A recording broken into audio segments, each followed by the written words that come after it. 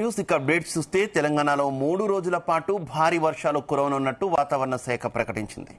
హైదరాబాద్ నగరంలో అర్ధరాత్రి నుంచి పలు ప్రాంతాల్లో వర్షం పడింది. కూకట్పల్లి, అమీర్పేట్, జూబ్లీహిల్స్, మాదాపూర్లో వర్షం పడింది. ఇక బంగాళాఖాతంలో ఏర్పడిన ద్రోణి ప్రభావంతో ఖమ్మం, పెద్దపల్లి జిల్లాలో అర్ధరాత్రి నుంచి వర్షం కురుస్తోంది. హైదరాబాద్, రంగారెడ్డి జిల్లాల్లో తెల్లవారుజామున జల్లులు మొదలయ్యాయి. ఇవాళ భూపాలపల్లి, ములుగు, వికారాబాద్, మహబూబ్ నగర్, వనపర్తి, గద్వాల జిల్లాల్లో భారీ వర్షాలు పడనున్నట్టు తెలిపింది. దీంతో ఆయా జిల్లాలకు వాతావరణ శాఖ ఎల్లో అలర్ట్ జారీ చేసింది. రేపు వికారాబాద్, ఉమ్మడి మహబూబ్ నగర్ జిల్లాల్లో ఉరుములు, మెరుపులతో కూడిన భారీ వర్షాలు కురుస్తాయని వెల్లడించింది. గంటకు 40 నుంచి 50 కిలోమీటర్ల వేగంతో ఈదురుగాలులు వీచే అవకాశం ఉన్న నేపథ్యంలో ప్రజలు అప్రమత్తంగా ఉండాలని వాతావరణ శాఖ హెచ్చరించింది.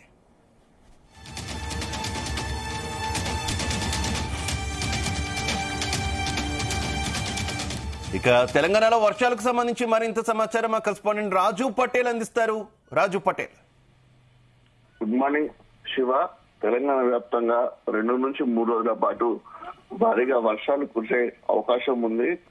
ఉదయం నుంచి కూడా సాయంత్రం వరకు వాతావరణం కూడా మేఘావృతమై ఉంటుంది. ఉరుములు, మెరుపులు, పిడుగులతో కూడినటువంటి వర్షం ఎక్కువగా పడే అవకాశం ఉందని కూడా వాతావరణ కేంద్రం తెలిపింది.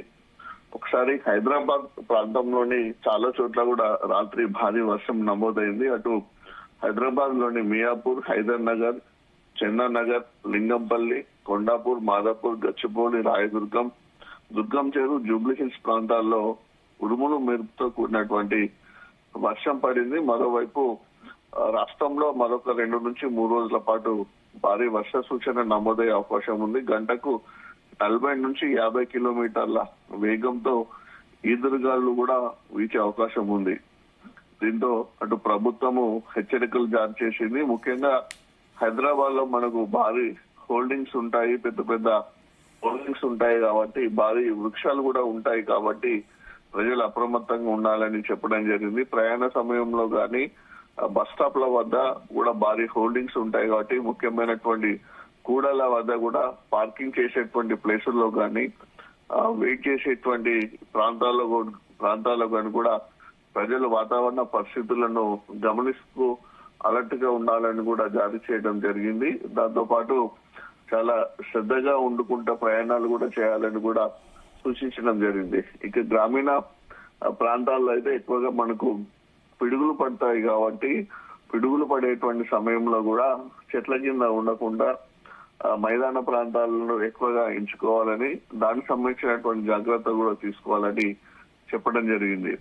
ఇక జిల్లాలకు సంబంధించిన వివరాలకు వెళ్తే ఈ రోజు ములుగు, భూపాలపల్లి జిల్లా, జయశంకర్, భూపాలపల్లి, ములుగు, వికారాబాద్, మహబూబ్ నగర్, వనపర్తి, గద్వాల్ జిల్లాలో భారీ వర్షాలు కురిసే అవకాశం ఉంది. దీంతో ఈ జిల్లాలకు వాతావరణ శాఖ ఎల్లో అలర్ట్ జారీ చేసింది. వికారాబాద్, ఉమ్మడి మహబూబ్ నగర్ జిల్లా, ఉమ్మడి నల్గొండ జిల్లాలో కూడా రేపు, ఎల్లుండి భారీ వర్షాలు కురిసే అవకాశం ఉంది. జిల్లాలో మాత్రము గంటకు 40 నుంచి 50 కిలోమీటర్ల వేగంతో ఈదురుగాలు వీచే అవకాశం ఉందని తెలిపింది. దీంతో ప్రజలు కూడా అప్రమత్తంగా ఉండాలని సూచించడం జరిగింది. గత 4-5 రోజుల నుంచి కూడా వాతావరణంలో మార్పులు చాలా స్పష్టంగా కనిపిస్తున్నాయి. ఎందుకంటే సాధారణ స్థాయిలో మాత్రమే మనకు ఉష్ణోగ్రతలు నమోదు అవుతున్నాయి.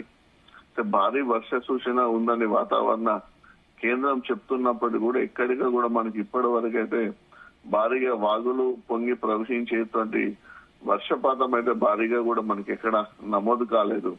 దీంతో అన్నదాతలు ఇంకా ఆకాశం వైపు ఎదురు చూస్తున్నారని చెప్పవచ్చు. ఎందుకంటే ఇప్పుడు వర్షాకాలం సీజన్, వ్యవసాయ పంటలు మనకు ఆల్రెడీ ప్రారంభమయ్యాయి. ఖరీఫ్ సీజన్ లో మొదటగా మనకు పత్తి విత్తనాలు వేసుకుంటారు కాబట్టి పత్తి విత్తనాలు ఆల్రెడీ మొలకెత్తుతున్నాయి.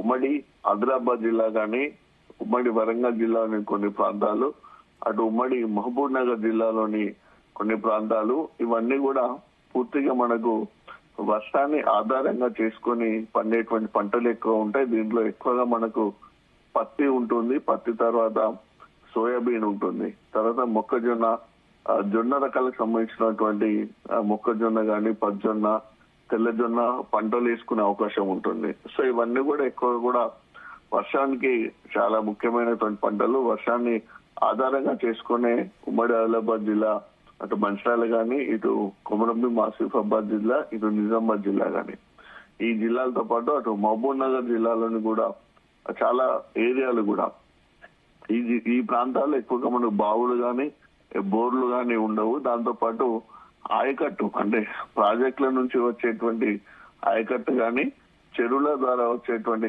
ఆయకట్టు కూడా ఎక్కువ ఉండదు. కాబట్టి కంప్లీట్ గా వర్షం పైన ఆధారపడి పంటలు పండిస్తారు. సో వర్షం పైన పత్తి ఎక్కువగా పండిస్తారు కాబట్టి ఇప్పుడు చాలా అత్యంత కీలకమైనటువంటి సమయము.